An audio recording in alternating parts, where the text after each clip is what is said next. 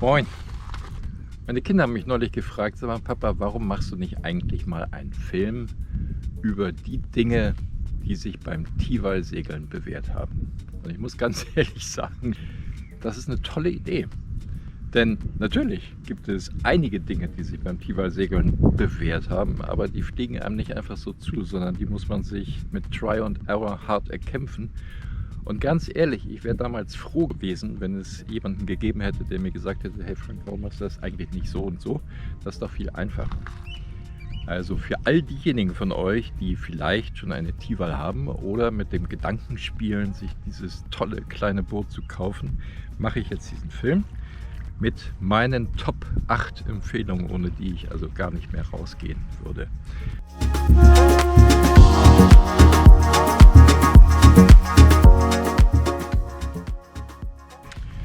Zuallererst rate ich euch, kauft euch den Trailer von Tiwal, also diesen Aluminium Dolly. Der hat zwar seinen Preis, kostet glaube ich aktuell 530 €, aber ist jeden Cent wert. Und zwar ganz einfach deswegen, weil das größte Nutzenversprechen der Tiwal ja die Freiheit ist. Also die Tiwal ist leichter als jeder Schlauchsegler, als die ganzen Schlauchkatamarane sowieso. Ist leichter, ist schneller aufgebaut, man ist schneller auf dem See und natürlich auch schneller wieder abgebaut im Auto. Aber diese Freiheit nützt euch nichts, wenn ihr nicht frei seid und euren Kahn alleine ins Wasser kriegt. Ja, also wenn ihr immer darauf angewiesen seid, dass euch jemand beim Tragen hilft, dann ist das Murks.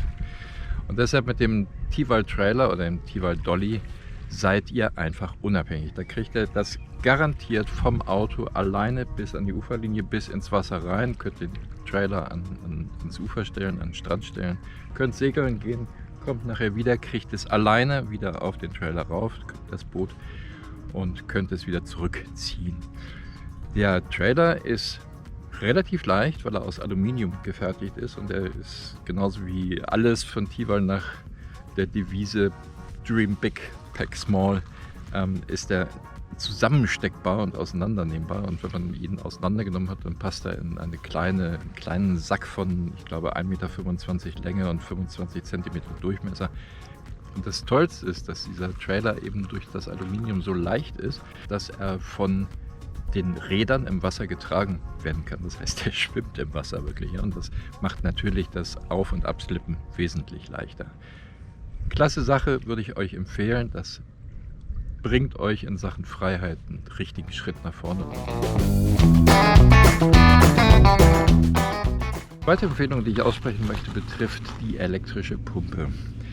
Es gibt von Tiwal mitgeliefert eine kleine Akkuluftpumpe und es gibt eine Handluftpumpe mit Druckanzeige. Die kleine Akkupumpe, die eignet sich dazu, das Boot in Shape zu bringen, auf 0,1 Bar, ein bisschen weniger, um das Gestänge zu montieren. Man soll ja erst das Gestänge montieren und dann das Boot auf 0,75 Bar aufpumpen. Das geht aber nicht mehr mit der kleinen Akkupumpe, dafür braucht man dann entweder die Handpumpe oder eine stärkere Elektropumpe. Und wie gesagt, die Handpumpe, das kann man machen, wenn man jung ist, wenn man sportlich ist, wenn man fit ist. Leute in meinem Alter und mit meiner Statur oder beides zusammen sind nass, bevor sie überhaupt auf dem See sind, und das schockt nicht wirklich. Also man ist echt fertig. Bei 25 bis 30 Grad Außentemperatur ein Boot mit 2 Kammern auf 0,75 Bar aufzupumpen, das ist nicht gut, glaubt mir. Deshalb mein Rat, holt euch eine elektrische Pumpe. Das muss übrigens keine Akkuluftpumpe sein. Also es gibt von Tiwal eine Akkupumpe für 330 €. Die hat den Vorteil natürlich, dass man das Boot direkt am Strand aufpumpen kann. Aber ich sag mal, so eine teure Pumpe, die sich zum Aufpumpen jedes Schlauchboots eignet, die lässt man nicht einfach am Strand stehen. Das heißt, ihr müsst nach dem Aufpumpen doch wieder zum Auto gehen und das Ding verstauen. Dann könnt ihr das auch gleich am Auto aufpumpen. Und dafür reicht, wie gesagt, eine kleine elektrische Pumpe mit Zigarettenanzünder. Die Dinger haben eine Druckanzeige, sodass sie sich automatisch abstellen, sobald der Druck erreicht ist, der Zieldruck von 0,75 Bar.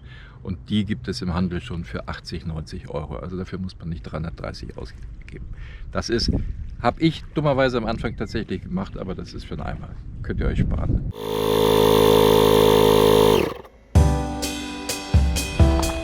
Meine dritte Empfehlung betrifft die Gestängepolster. Diese Gestängepolster kosten 265 €, wenn ich mich nicht irre, sind aber wirklich kein Schnickschnack, sondern auch jeden Cent wert, weil sie euch vor 3 Dingen bewahren. Erstens haben sie einfach super thermische Eigenschaften, sowohl bei Hitze, also wenn ihr in der Flaute hängt, bei voller Sonneneinstrahlung oder auch eben beim Auf- und Abbauen der Tiwal. Dann erhitzt sich dieses schwarze Gestänge dermaßen, dass man sich da locker dran verbrennen kann. Das ist mir schon ein paar Mal passiert, ist total unangenehm.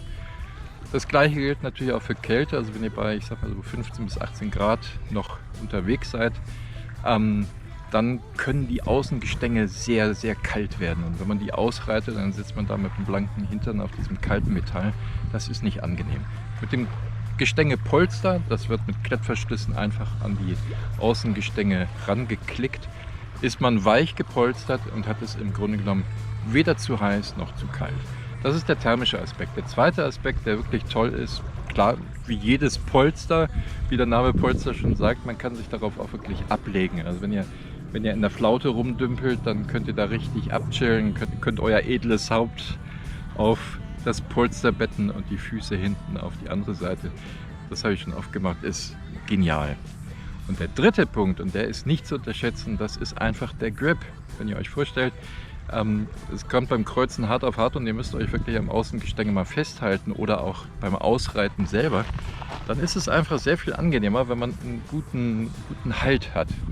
Und das Gestänge ist rutschig, ist ja klar. Das Gestänge selber ist aus Metall und das hat keinen guten Halt. Aber das Polster, wenn ihr das Polster drauf habt, sowohl beim Sitzen als auch beim Festhalten, ist das einfach eine super Sache. Kann ich wärmstens empfehlen. Das hat sich absolut gelohnt. Würde ich jedes Mal wieder kaufen. Meine nächste Empfehlung betrifft den Autoschlüssel. Was macht man eigentlich mit dem Autoschlüssel? Gerade Surfer kennen das Problem, wenn man sportlich unterwegs ist auf dem Wasser und keine Tasche oder so dabei hat, dann ist der Autoschlüssel insofern ein Problem, weil unsere Autos heutzutage fast alle mit dieser Keyless-Technik starten und die Zentralverriegelung über Funk funktioniert. Das heißt, der Schlüssel sollte nicht nass werden. Wenn der nass wird, dann funktioniert der Funk und die Elektrik nicht mehr und dann kommt ihr zwar vielleicht mit dem physischen Schlüssel noch in euer Auto rein, aber eben nicht mehr weg und auch nicht mehr nach Hause. Und früher habe ich viel rumprobiert mit irgendwelchen Plastiktüten, die dann doch wieder Wasser gezogen haben, sogar mit Tupperdosen, die ich mir dann in irgendwelche Taschen reingeklemmt habe, die dann blaue Flecken natürlich gemacht haben, wenn ich mich irgendwie da auf dem Brett auf die Nase gelegt habe. Das ist alles nicht der wahre Jakob. Deshalb habe ich mir für 30 € den Keyfender gekauft. Das ist ein kleiner Kasten, ein signalroter Kasten, der wasserdicht ist, den man aufmachen kann. Schlüssel rein, Kasten zu. Der Kasten schwimmt sogar im Wasser, also selbst wenn man ihn verlieren sollte, dann kann man ihn jederzeit wiederfinden auf der Wasseroberfläche. Was aber nicht passiert, weil man diesen Keyfender, wie gesagt, mit dem Gurt am Gestänge der Tiwal richtig oder am Mast vom Surfbrett richtig festkriegt. Und da ist er bombefest, ja, der geht auch nicht mehr lose. Und das ist einfach toll. Alles andere an Bord kann nass werden, aber der Autoschlüssel darf nicht nass werden und deshalb packe ich den immer in den Keyfender. Der ist meistens bei mir am Backbordgestänge, da sehe ich ihn jederzeit. Und super Sache, möchte ich nicht drauf verzichten. Der Keyfender ist bei mir immer dabei. Meine 5. Empfehlung, die ich euch wirklich ans Herz legen will, ist das kleine Handpaddel. Tiwal selber bietet ein Paddel an. Das ist so ein ganz normales Paddel, wie man es von Stand-Up-Paddlings auch kennt. Nur ist es eben ausziehbar, denn diese riesigen Paddel, die machen einfach auf der kleinen Tiwal keinen Sinn. Die nehmen nur Platz weg und das ist ätzend, wenn man das dauernd so zwischen dem Schwertkasten und dem Außengestänge hat. Aber selbst das kleine Paddel, was Tiwal vertreibt, würde ich euch aus einem ganz einfachen Grunde nicht empfehlen.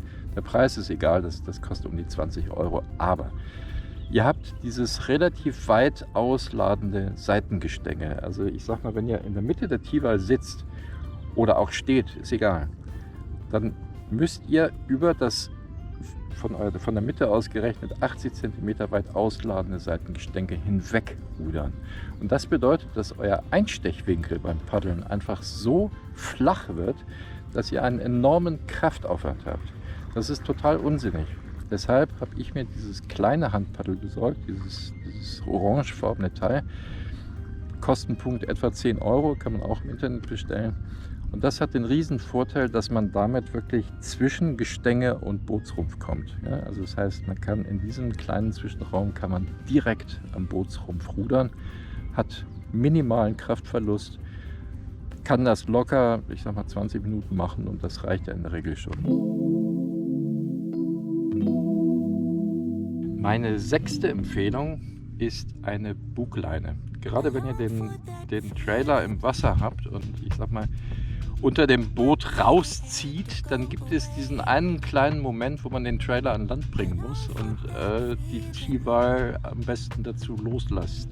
Und das ist aber eventuell extrem blöd, wenn man einen etwas stärkeren Wind hat, weil einem dann natürlich die T-Bar abtreibt. Das ist mir schon ein paar Mal passiert, da musste ich einen mehr oder minder eleganten Hechtsprung hinlegen, um meine T-Bar wieder zu kriegen. Der ganze Strand hat sich totgelacht, man macht sich unnötig zum Pansen, das ist einfach nur blöd. Und das kann man ganz einfach verhindern, indem man sich einfach eine ganz kleine Leine, die aber reißfest ist, vorne an die Bugschlaufe befestigt, sodass man wirklich die T-Bar halten kann und in aller Ruhe den Trailer an Land bringen kann. Die T-Bar kann in der Zeit ruhig abtreiben, macht überhaupt nichts, weil man sie ja wie gesagt an der Leine hat. Und dann kann man sie bequem wieder zu sich ranziehen, kann Schwert und Ruder richten und kann lossegeln. Meine Top 7 ist der wasserdichte Seesack. Den brauche ich nicht immer, aber wenn ich längere Touren fahre, so was weiß ich, 3-4 Stunden, dann habe ich gern noch eine 2., 3. Flasche Wasser dabei. Vielleicht ein bisschen was zum Frühstücken. Auf jeden Fall Sonnencreme, Portemonnaie, Handy, falls was passiert und so weiter. Und all das tut man natürlich nicht irgendwie in eine Plastiktüte oder einen Rucksack, den man an Bord verstaut, sondern das sollte wasserdicht verpackt sein. Auf der anderen Seite sollte es nicht zu viel Platz wegnehmen, weil so viel Platz hat man ja auf der T-Bar nicht. Und dafür habe ich mir einen kleinen Seesack zugelegt. Ich habe den Seesack wirklich oft schon in Gebrauch gehabt, mit so viel Spritzwasser überzogen, dass der Patsche nass war und sein Inhalt war knochentrocken, genauso wie es sein soll. Also das ist wirklich eine Investition, ist auch nicht sonderlich teuer. Diese Seesäcke, die kosten glaube ich zwischen 40 und 60 Euro, also irgendwas so in dem Dreh, kann man sich bei Amazon bestellen. Kann ich euch nur empfehlen, holt euch so einen wasserdichten Sack, wenn ihr längere Touren macht. Ich meine, wenn man einfach nur sportlich so über den See piken oder über die Bucht piken will, dann braucht man das nicht. Dann reicht einfach ein Keyfender und ab dafür. Aber wie gesagt, wenn man längere Touren fährt, ist das eine schöne Sache.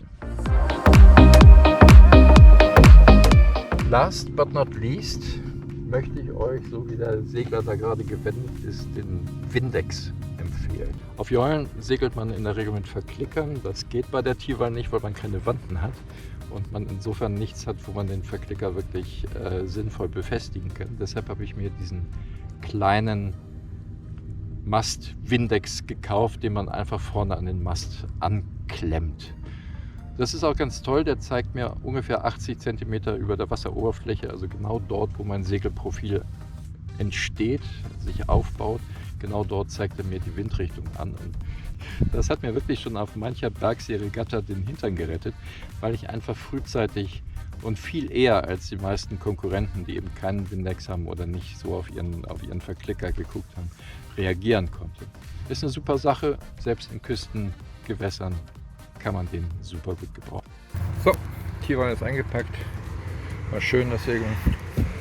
Ich hoffe, euch hat mein kleines Video gefallen und es gab den einen oder anderen Aspekt, der euch in eurer eigenen Segelpraxis helfen kann. Ihr kennt das Spiel, wenn euch das Video gefallen hat, dann lasst ein Like da und vielleicht ein Abonnement. Ich würde mich freuen. In diesem Sinne, ich freue mich auf das nächste Mal. Tschüss, euer Frank.